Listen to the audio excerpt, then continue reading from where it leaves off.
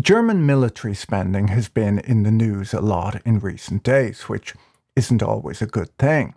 The political parties that are expected to form Germany's next government agreed this week to overhaul borrowing rules, creating a €500 billion infrastructure fund, exempt defence spending above 1% of GDP from Germany's strict constitutional borrowing limit, and loosen debt rules for states.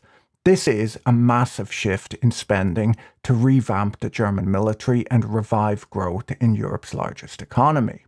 America's turn away from its traditional allies towards Russia and its move away from free trade may be the biggest shift in global trade relations since the collapse of the Bretton Woods Agreement, according to Reuters, and may have sparked the most dramatic shift in German fiscal policy since its reunification. Friedrich Merz, whose Conservatives won Germany's election last month, is planning to push these spending changes through Parliament before new lawmakers take their seats in a few weeks. This is a bit unusual as Merz won't become Chancellor until then, but the German debt brake is a constitutional provision or part of the Basic Law, and amending it requires a two-thirds majority vote.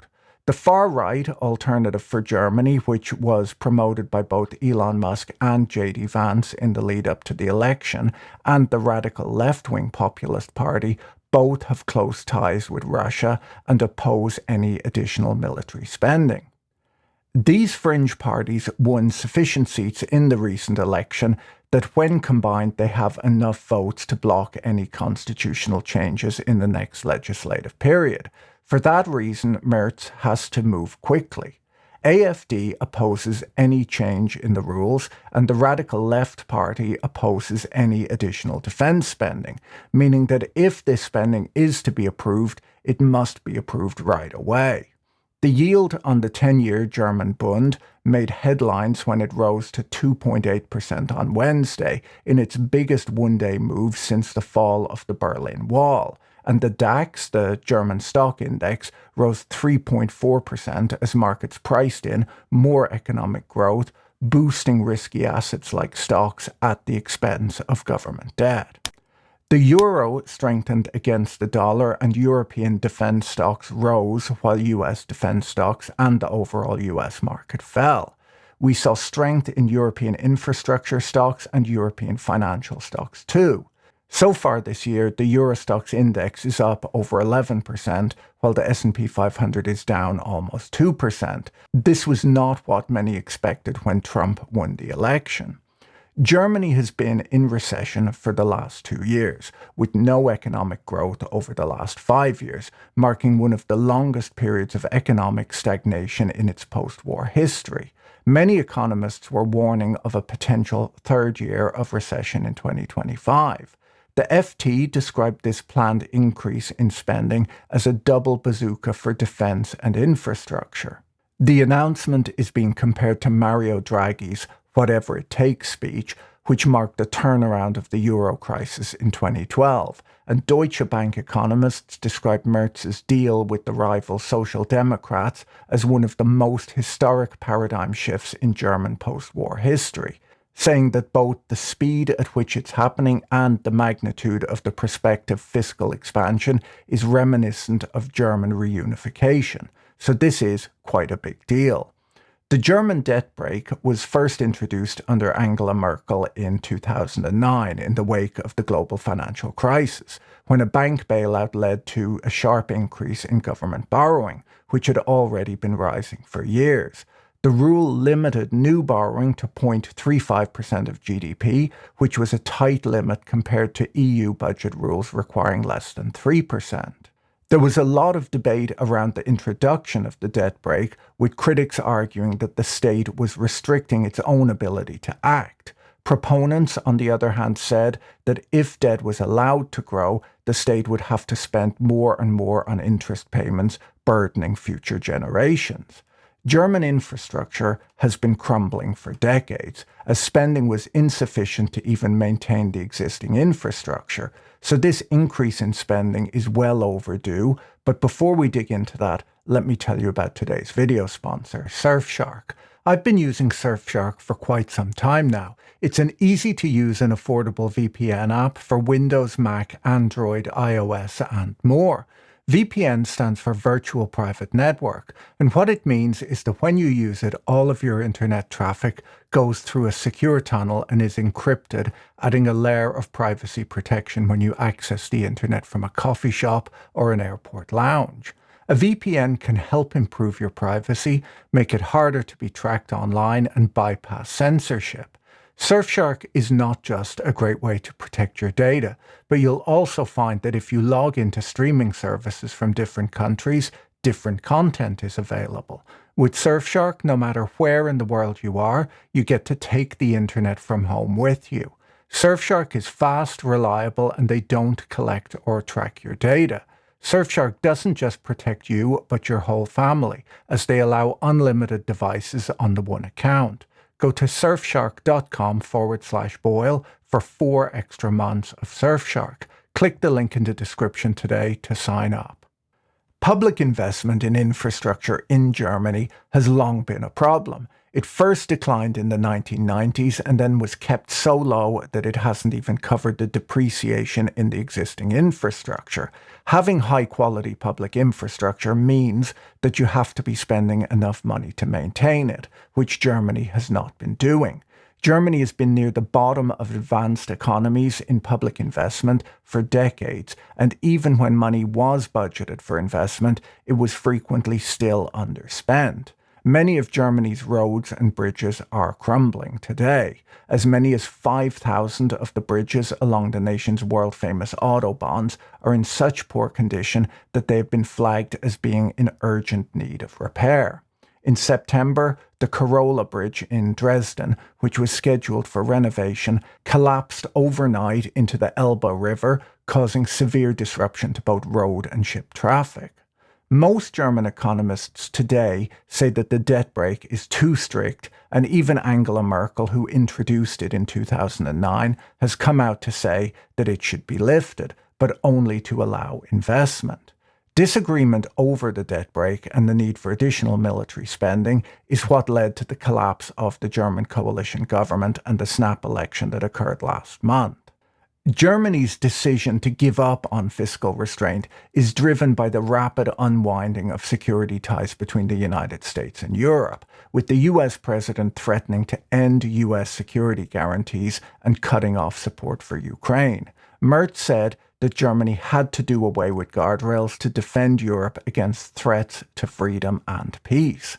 While German interest rates rose the most in 17 years on Wednesday, analysts were not concerned with any deterioration in German credit quality. S&P Global said that the ramp-up in defense and infrastructure spending would in fact be a positive for Germany's prized AAA sovereign credit rating. They said that their biggest concern had been the stagnating economy, and that anything that would boost the domestic economy was a credit positive. Germany's low debt levels mean that it's under-leveraged when compared to big economies around the world, and it has plenty of room for additional spending. According to UBS, if this package passes, government spending could increase by a cumulative 20% of GDP over the coming decade, which would be the biggest fiscal shift in 80 years, surpassing the spending that occurred during the reunification of Germany in the 1990s.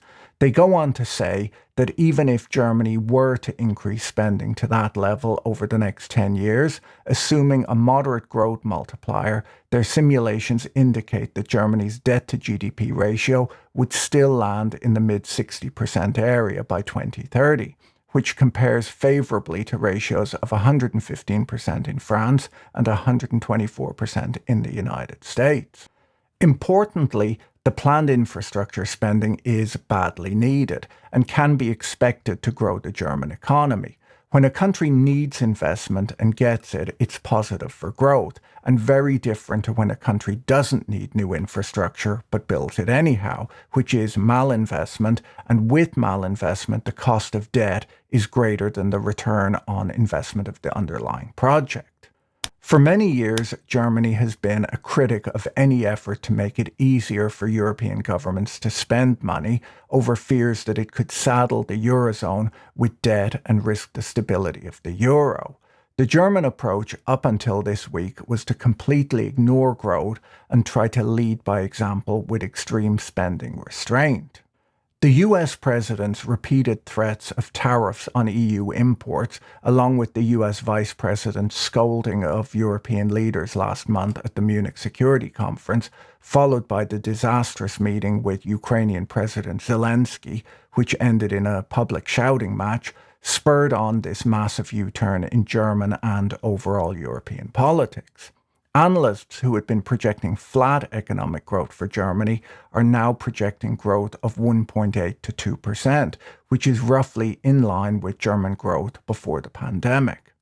The European realization that the United States can no longer be counted on as an ally is likely to cause big changes throughout Europe.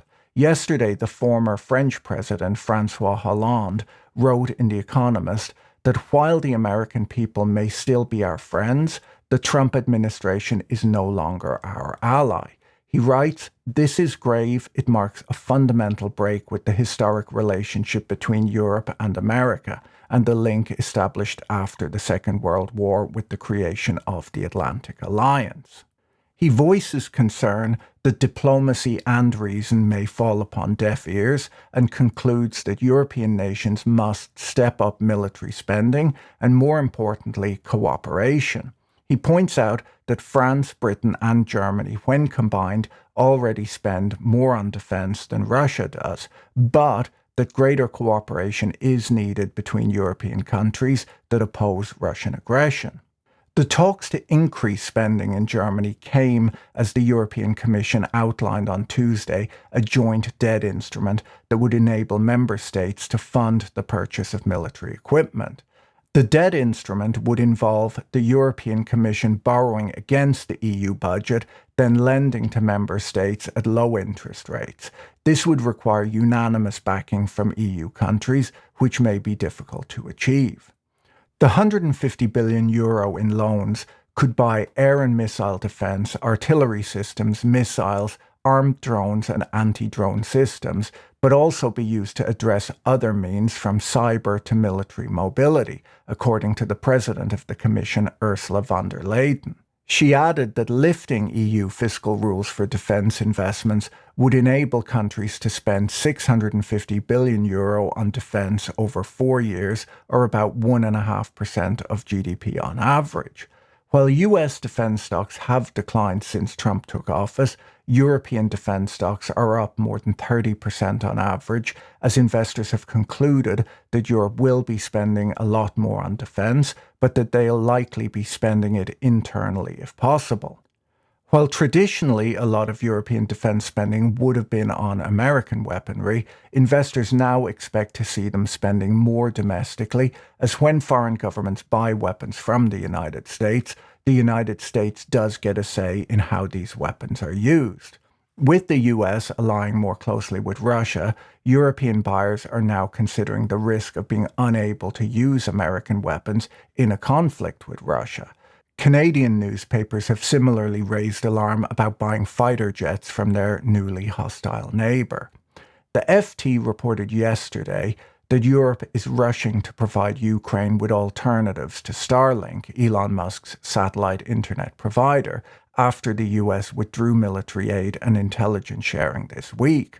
4 large European satellite operators confirmed that they're in talks with European governments and institutions about providing an alternative. Provincial leaders in Canada reported that they are cancelling or no longer seeking to deal with Starlink, and Mexican telecom billionaire Carlos Slim cancelled a deal with Starlink, opting to invest in his own telecom infrastructure rather than relying on Musk's satellite technology after being insulted on Twitter by Elon Musk. Musk famously blocked Ukrainian access to Starlink in Russian-occupied territories of Ukraine in 2022 to prevent a Ukrainian military initiative, making Europe nervous about relying on it for military purposes. Sander Tordor of the Centre for European Reform points out in a recent foreign policy article that Europe outproduces the United States in steel, vehicles, ships, and civil aircraft, meaning that the EU does have the industrial heft and financial firepower to support Ukraine and rearm their own militaries with little reliance on the United States if necessary, but it will need to invest in its defense and protect its manufacturing base against China's trade dumping and US tariffs. On average, he says, manufacturing accounts for 16.4% of the EU's gross value added, compared to just 11% in the United States, and the EU's manufacturing sector employs 30 million people versus just 13 million people in the United States. He argues that Germany's existing industrial supply chains double up as defense supply chains if necessary. Sander points out that the European defence industry is weakened by fragmented bespoke production and years of underspending on defence. He argues that the EU needs to move towards standardised military equipment that can be mass-produced, and that governments need to give the European defence industry stable long-term contracts so that they can scale up production. Other weaknesses he highlights are that European manufacturers rely heavily on China for many critical components like batteries and critical minerals. China was able to cut off the supply of batteries to a US drone maker last year, making it difficult to deliver military drones to Ukraine. European arms manufacturers could obviously face similar problems in the future. We're in very early days, and it's very difficult to predict how these relationships will hold in the coming years. In order to reach a point where Europe really pivots, you need the nations to decide that something needs to be done, and then you need the politics to align. Europe has a small defence sector at present, which will need to be invested in and built up, and this could possibly serve as a growth engine for the entire continent. While spending on necessary infrastructure is more likely to drive growth, there can be spillovers from defence spending too, where new technologies are developed that have civilian and commercial uses. Military spending in the past led to the airline industry, the internet, and nuclear energy. The fact that Germany has decided to lead the charge is a big deal, as Germany makes up about 1/3 of the European economy. It has engineering expertise and excess capacity.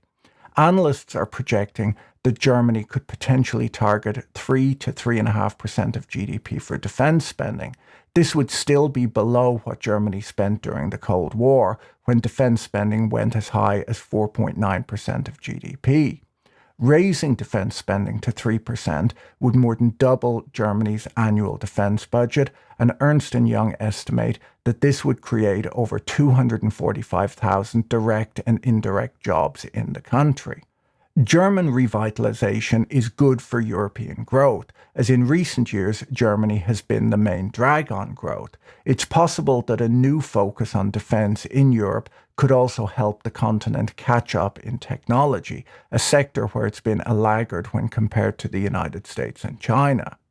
Automakers, which have been Germany's economic powerhouse for decades, are today cutting jobs and closing factories. Using this excess capacity for military production would help preserve Germany's manufacturing infrastructure while boosting the output of military equipment. ZF Group, an auto parts manufacturer, which is going through a restructuring that could lead to factory closures, told Reuters that they've been in touch with defense companies about shifting workers, citing industrial synergies. Rheinmetall, a German automotive and arms manufacturer, is in talks with Continental about taking on around 100 employees to beef up operations. A lot of the struggles that Europe has had in the past have been around integration and political discord. It's possible that Trump's behavior in recent weeks has spurred action that could bring an end to internal squabbling and bring about greater European integration. A lot will depend on what the US does in the coming years, but with the constant threats of tariffs, splintering supply chains, and the rest of the world viewing the US as an unreliable signatory on trade deals and alliances, Europe may need to plan for a world where they no longer count on the United States. When the Cold War ended, we were left with a unipolar world where the US was the only remaining superpower. While China grew in influence over the last 20 to 30 years, Europe never became a truly independent third pole due to its reliance on other nations for its energy and defense needs. Its slow economic growth, driven by chronic underinvestment, kept Europe in a state of political and economic weakness, which Trump and Vance now seek to capitalize on. The European recognition that the United States is less of an ally than was previously believed may bring an end to the political gridlock that has held the continent back for years. It's difficult to predict how Trump's plans will affect the United States or its trade partners, as they seem to constantly change. But it is possible that the potential crisis facing Europe has forced its leaders to come together as they race to reinvigorate their economies and catch up. If you found this video interesting, you should watch my video on the end of the peace dividend next. Don't forget to check out our sponsor, Surfshark, using the link in the video description. Have a great day and talk to you in the next video. Bye.